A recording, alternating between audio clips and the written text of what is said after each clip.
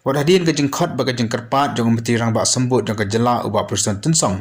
Ke Joint Action Committee jong kali kamai bagi sangi ana Australia ke Jingiakhih.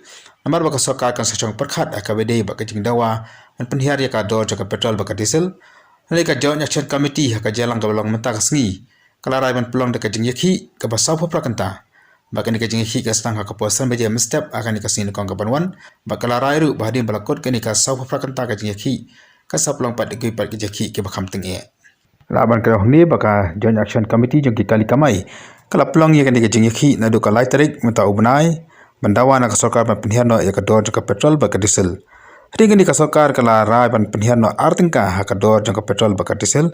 Lain ka liang jong ka Joint Action Committee jong kali kamai. Kamsim na pliang ye kan ka rai jong ka sarkar bat kala penyang ban pelong ye ka Jingiakhih adu mata ka sengi ka balapoi ka sengi ka bakhat wei.